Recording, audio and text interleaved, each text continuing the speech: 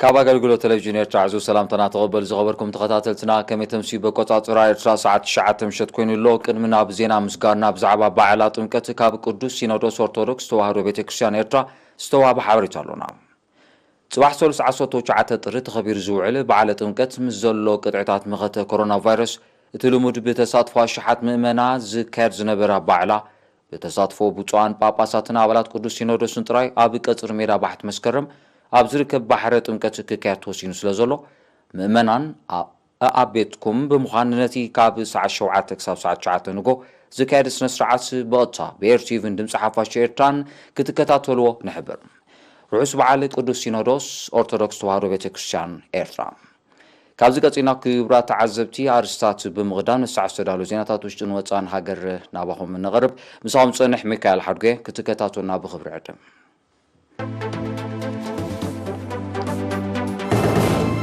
منستر هابتو بحري كتبا وعاوم دكان شون معباي حاجز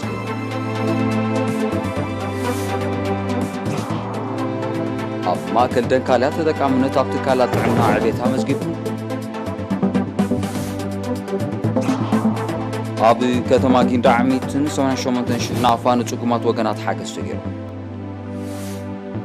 أب زيناتات وصاي من قصي تشاينا بقداي تايوانن هونغ كونغ بالعلس وسلطان أمريكا جرا كمزو سنافليتو نيكلر كوارد دلزغل دبدبت نفرس أمريكا عبد السماء معكلة مبران سامية أستراليا بسنكي كورونا فيروس مستعدوا هجرا ودوبات هابز عامل سكت كفتو كم زي تخل أمريكا زرزر زينا منستر هابتو بحري كتبا وعاغمنا فراينتن قففت عصا بحافشان ايدا كان شد ما بفلاين معباي استفلالي عينتات حاجزن سلطناتاتن كمصنحو يفلت أبز كنيات زي أبز زوبا دوبا وكيحي بحري نزنت فادك عن شيء قبر حاجز دما نايزم غتسلطايو وكيليرنا أحمد داني محمد زدالو تصبصاب أزي برهانة كتوربع أنفر منستر هابت بحري زوبا دوبا وكيحي بحري أب جم بحري نايزن برادك عن شتو آتاون كتبا وعغمن معوي جنزبا ونواتاون نايسلت أنا دقف كيرو أبت جنفر حلافي أهدو لقحين ترادؤتات من إسي إبراهيم صالحني إرينا بزهابو حابريتا نبرت جم بحري بحفش أبدك آنستيوز إلا سدرابيتا دما بفلاي كتسألنت بزوحس أجواب تتأكم تتأجاتات بحري كم زخنا مجبر كاب كندو وتنات نيت منيستر مخالم بمجلات بمحبرات ترادؤ مترناف سلت أنا متجانن مسرحن سكيت مهاب عدلات من مسرحن مشت عسى مفتر كم أون واتون جزباون دقفات مبركات قال كاب تؤتتاون نتكم باز سلاسل مدبات كم زخانة أفليتهم أبتعو عدن برعاسو لنزركوا 54 دق آنستيو كتبا آتا وزرخبالو نيسرح عدل مفتر زعلم السلطنة متسقانن مسرحن مقفف عاسا سكيعت كم توهبت تغسل من إسي إبراهيم لفدا كورونا فيروس المكل خازوة قطعتات أتن دق آنستيو بزغاسو مؤسلطنة نخي نطفا نزفتر لن عنقفات نمكلال ننفس وكفن شدوش تشحنا أفا جنزباو دقف كم تسقبر عبرهم نسو أسعبو أبتي دك أنسو ببسح زنت فالو مقفاف نقط عسا وي وزيف عد مع سرح كسلاسلان أتوتاون نتن كعب بمئنتي بترادو أتات مترناف موياون نواتاون دقف مهاب كم اون تتأكمت نوس لقاح كخنا مقبارن كابتز تكبر زلو مدبات مخانو قليتو قففت عسا وحسنة مقبين مرققاتن قرب مأزاو مقبين محاسن أبزكايت سعري عابد تران أبركتون كلوام يسرح اللهم زلو زقالت أمن إسي إبراهيم كابياتا وأقباب وطيمنا بزمناو مقفف عسا كستقاقرو زحق السلطناتاتن نواتاو دقفن بزحي لك دفعالو مخانو حبيرو أبزوبا دوباوك إحبحري 10 شعات مقفاف طولو العسا 10 حموشة دما نقط عسا زنت فا محبرات ترادو كم اون كلتاني أقار قففت عسا محبرات كم زلوات أنفر منيستر هابت بحري ينتصر نابي كالزينا مسنسقرم أبي نو زوبا ماكل دكاليا بستخايدو قوسقواسا تتقامنت نبرسياب تكالات عنا كم زعبية تقليسوم حلافي تكالات عنا بتنو زوبا نرس عبدو صالح نيرينا بزهاب حبريتا تعنا نفس صوراتنا عشلاتنا محاس بز السلاسل قصال عمام ابز عامد زي كنكن قدم حرسي بكلته ميتايت اغلغلت حرس دما ب5 ميتايت كم زوسخ بمتقاس اب مصاينا بزل على درجه نمديابو كم زسر حبيروم اب تكالات عنان كاب تكالات عنان رحيغنا بزركب عدتات بمنقسقاسن حصانات سرع كتابت كم زواب زتقسنرس عبدو شفن كتابت 9 ميتايت بصحي كم زلو ولنتاو مرمرانا يزغبرو قصريم سنايكل تشعن عصوتو جعتن كنصاصرن كله دما ب4 ميتايت كم زعبي بمغلاص حومات شكور ጸቕጢ ደምን ኣዝማን ዝገብሮ ስሩዕ ክትትል ኣብ ዘይተመሓላለፍቲ ሕማማት ተፈጢሩ ካብ ዘሎ ኣፍልጦ ዝነቅል ምዃኑ ኣብርዩ ነርስ ዓብዱ ወሲኹ ኣብ ኩለን ትካላት ጥዕና ካብ ሓሚምካ ሕክምና ተኸላኺልካ ጥዕና ዝያዳ ውፅኢታዊ ምዃኑ ኣስተምህሮ ከም ዝወሃብ ካብዚ ብምጋዝ ድማ ተሳትፎ ህዝቢ ኣብ ጥዕናውን ንጥፈታት ኣድማዕ ምዃኑ ብምሕባር ከም ዝመርሖ ሓበራዊ ፅሬት ንምትትታው ብዝተኻየደ ጎስጓሳት 76 ሚእታዊት ካብ ዓድታት ይኑ ዞባ ስሩዕ ከባቢያዊ ፅሬት ከም ዘካይዳ 70 ሚእታዊት ካብ ነበርትኻ ተጠቀምቲ ዓይኒ ምድሪ ምዃኖም ኣፍሊጡ ኣብ ዞባ ማእከል ደንካልያ ሓደ ኮማዊ ሆስፒታልን ክልተ መደበራት ጥዕናን ኣለዋ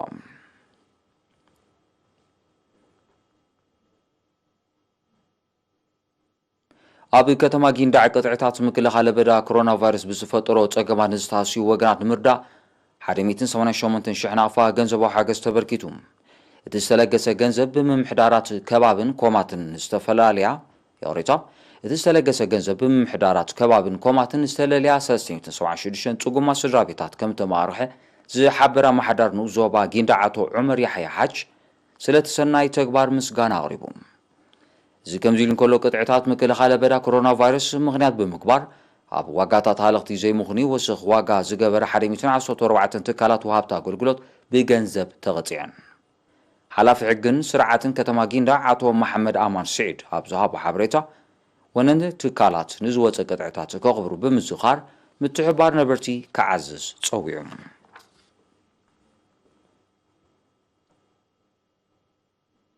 ኣብ ተመሳሳሊ ዜና ማዕከን መኸደ ኮቪድ-19 ንምሳን ኣብ ውሽጢ ሃገርን ወፃእን ዝነብሩ ዜጋታትን ትካላትን ዝጀመሩ ወፈያታት ብምቕፃል ኣብዚ ቅንያት ልዕሊ 120,000 ናፋ ከም ተበርከተ ሚኒስትሪ ጥዕና ሓቢሩ በዚ መሰረት ሃገራዊ ማሕበር ሓርበኛታት ስንኩላን ኩናት ኤርትራ 66,669 ናፋ ሰራሕተኛታት ኩባንያ ሕድሪ ዞባ ዓንሰባ 28,703 ናፋ ሰራሕተኛታት መዋዕለ ህፃናት ኣባሻውል 11,462 ናፋ ማሕበር ምትሕጋዝ ስምረት 5,000 ናፋ ማሕበር ምትሕጋዝ ጋብር ተወለቲ ዓዲ ላምዛ ተቐማጡ ኣስመራ 2,000 ናፋ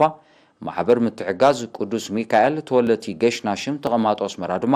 2,000 ናፋ ኣብ ሕሳብ ማዕከን መኸተ ኮቪድ-19 ኣታው ገይሮም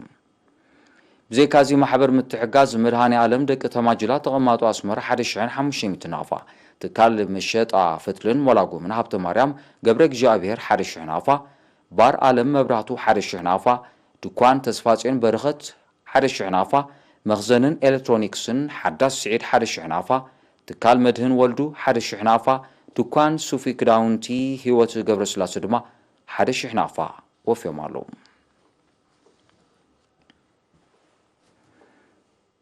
ክቡራት ተዓዘብቲ ምስ ዜናዊ መሰናዶ ኤርቲቪ ከም ዘለኹም ድሕሪ ዝሓፃር መሰጋገሪ ናግራዊ ዜናታት ሒዘኩም ለሰኩም እየ ንምክትታልኩም ክትቅፅሉ ደጊመ ብኽብሪ ዕድም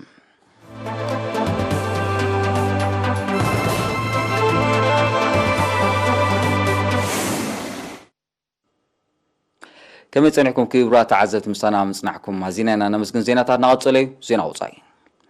منغسي تشاينا ابي غداي دسي تايوان رئيس محدار هونغ كونغ نورام كبل زغلصو متتتاو ابلعل زكايرو سو سلطان امريكا اغرا كوسن مخان افليتوم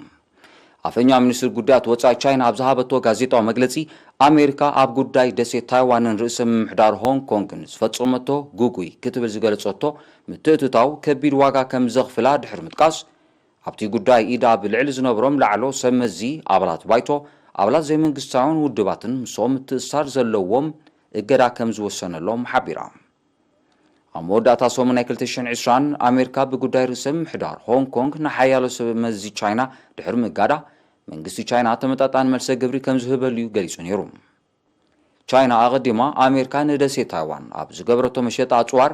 ኢዳ ብልዕሊ ዝነበረን ኩባንያታት እገዳ ምጽናዓ ይዝከር ኣሜሪካ ምስ ደሴት ታይዋን ዘለዋ ዲፕሎማሲያዊ ዝምድና ይኹን ተካይዶ መሸጣ ኣጽዋር ከተቋርጾ ብተደጋጋሚ ክትጽውዕ ዝጸንሐ ቻይና ከም መልሰ ግብሪ ናቱ ኣብ ወሰና ስንታ ደሴት ትገብሮ ወታደራዊ መናውራታት ብዓይነትን ዕጥቅና ዛይዳቶ ከም ዘላ ምስቲ ጉዳይ ቅርበት ዘለዎም ተንተንቲ ይገልጹ ጉዳይ ደሴት ታይዋን ነዘን ክልተ ዝዓበየ ቁጠባ ዓለምና ዝውንና ሃገራት ካብ ዝተፋንኑ ዘሎ ጉዳያት እቲ ኣዝዩ ተኣፋፊ ከም ዝኾነ ኣፈኛ ሚኒስትሪ ጉዳያት ወጻኢ ቻይና ኣብ መግለጺኣ ኣተሓሳሲቦም ቤት ጽሕፈት ምክልኻል ኣሜሪካ ትማል 17 ጥሪ ኒውክሌር ክዋደደለን ዝኽእል ደብደብቲ ነፈርቲ ኣብ ሰማያት ማእከላይ ምብራቕ ከም ዝዘንበያ ንዘውፅኦ መግለጺ ኢራን ብትሪ ተቃዊማቶም። ፔንታጎን ኣብ መግለጺኡ እቲ ፍጻመ ናይ ምክልኻል ዓቕሚ ኣሜሪካ ንምጽምብራቕ ዝተወስደ ወሳኒ በረራ ምዃኑ ሓቢሩ። ሚኒስትር ጉዳያት ወጻኢ ኢራን ኣብ ዘውፅኦ መግለጺ እቲ ብኣሜሪካ ዝተወስደ ስጉምቲ ንኢራን ንምፍራሕ ዝዓለመ ዘይተደልየ ተኽታኺ ስጉምቲ ምዃኑ ብምግላጽ ኮኒንዎሎም። ምምሕዳር ፕረዚደንት ትራምፕ ኣብ ልዕሊ ኢራን ወታደራዊ ስጉምቲ ክወስድ ከም ዝኽእል እኳ ክገልጹ ዝጸንሑ ምንጭታት ጸጥታ እኳ እንተለዉ ተመሳሳሊ በረራታት ኣብ ዞባ ማእከላይ ምብራቕ ዝፍጸም ዘሎ ፔንታጎን ግን ኣብ ልዕሊ ኢራን ስጉምቲ ንምውሳድ ይኹን ግጭት ንምቕስቃስ ዝዓለመ ከም ዘይኮነ እዩ ዝገልጽ። ምምሕዳር ፕረዚደንት ትራምፕ ኣብ ምዛም ናይ 2020 ኢራን ኣብ ልዕሊ ኣብ ማእከላይ ምብራቕ ዝርከብ ማዓስከራትን ረብሓታትን ሃገሩ መጥቃዕቲ ንምፍጻም ትዳሎ ምህላዋ ዘመልክት ጸጥታዊ ጸብጻባት ከም ዘሎ ብምጥቃስ እቲ ስጉምቲ ምስ ዝውሰድ ኣብ ልዕሊ ኢራን መጥቃዕቲ ክካየድ ምዃኑ ኣጠንቂቑ ነይሩ። በዚ ድማ ምትፍናን ክልቲአን ሃገራት ካልእ ኣንፈት ክሕዝ ከም ዝኽእል ምስ ከባቢ ቅርበት ዘለዎም ተንተንቲ ይእምቱ።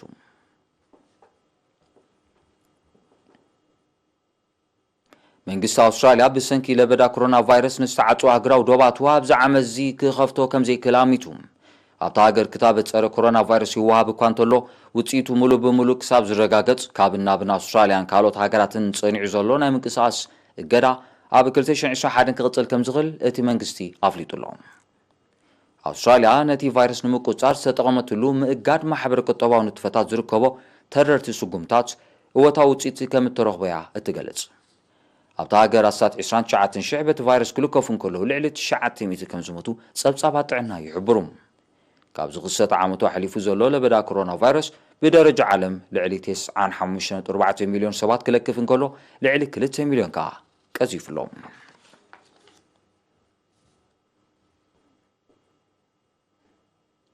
ዋንነት ዩክሬን ምዃና ዝተገልጸት ናይ ጽዕነት መርከብ ትማል 17 ጥር ኣብ ጸሊም ባሕሪ ብምጥሓላ ሰብኣውን ንዋታውን ክሳራ ወሪዱ።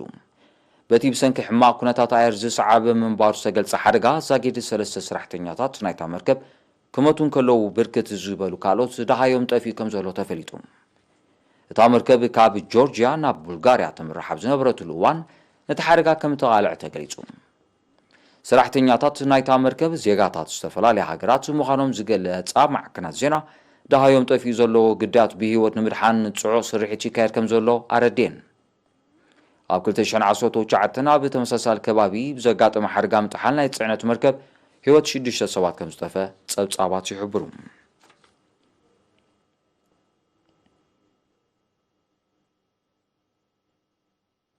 ኣብ ብሩንዲ ኣብዚ ሳልሲ ዝወቕዐ ብርቱዕ ዝናብ ዘስዓቡ ሓደጋታት ዕለቕለቕ ከቢድ ማሕበር ቁጠባዊ ጸገማት ከም ዝፈጠረ ካብቲ ከባቢ ዝተፈኖ ዜና ረዲኡ።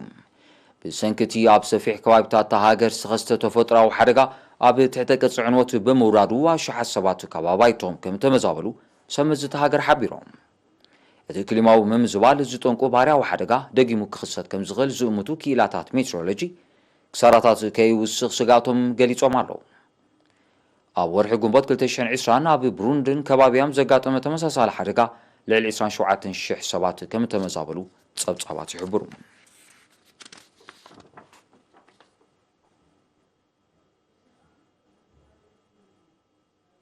ኣብ ኢንዶኔዥያ ዝርከብ ንጡፍ እሳተ ገሞራዊ እምባ ሰመሩ ትማል 17 ጥር ብምንታጉ ኣብ ነበርቲ ማሕበር ቁጠባዊ ጸገማት ፈጢሩ። እቲ ሓደጋ ልዕሊ 5 ኪሎ ሜትር ንሰማይ ጽዑቕ ዒቅታ ትኪ ከም ዝፈጠረ ብሰንኪ ድማ ሸሓት ነበርቲ ደሴት ጃቫ ከም ተመዛበሉ ሰመዚ ኢንዶኔዥያ ሓቢሮም። ክኢላታት ስነ ምድሪ ኢንዶኔዥያ ኣብቲ ከባቢ ተወሳኺ ነትኪ ክኽሰት ከም ዝኽእል ብምእማት ነበርቲ ጥንቃቐ ከዘውትሩ ኣዘኻኺሮም ኣለዉ። ኣብ ኢንዶኔዥያ እሳተ ገሞራ ክኽሰተሎም ዝኽእሉ ብውሕዱ 130 ንጡፋት ከባቢታት ከም ዘለዉ ጸብጻባት ይሕብሩ።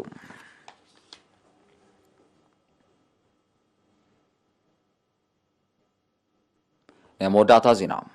ኣብ ደቡባዊ ምብራቕ ባንግላዴሽ ኣብ ዝተደኮነ መዓስከር ስደተኛታት ሮሂንግያ ሎም 18 ጥሪ ወጋሕታ ኣብ ዘጋጠመ ካልኣይ ሓደጋ ባርዕ ንዋታዊ ዕንወት ከም ዝወረደ ተቓሊሑ። በቲ ሓደጋ ኣብቲ መዓስከር ዝተደኮነ ቤት ትምህርቲ ከም ተሃሙኸ እዩ ተገሊጹ። ብ14 ጥሪ ዘጋጠመ ተመሳሳሊ ሓደጋ ኣብቲ መዓስከር ዝተዓቐቡ ስደተኛታት ሮሂንግያ ዝቕመጡሉ ልዕሊ 500 ግዝያዊ ኣባይቲ ከም ተቓጸለ ይዝከር። ብሰንኪ ድማ ሸሓት ስደተኛታት ሮሂንግያ ብዘይ መፅለሊ ተሪፎም ከም ዘለዉ እዩ ዝሕበር ድሕርቲ ኣብ 2017 ኣብ ሚያንማር ዝወልዐ ሃይማኖታዊ ፍልይ ዝጠቁ ግጭት ናብ ስደት ዘምርሑ ልዕሊ 1 ሚልዮን ተወለድቲ ቀቢላ ሮሂንግያ ኣብ ባንግላዴሽ ኣብ ዝርከብ ማዓስከራት ተዓቂቦም ከም ዘለዉ እዩ ዝሕበር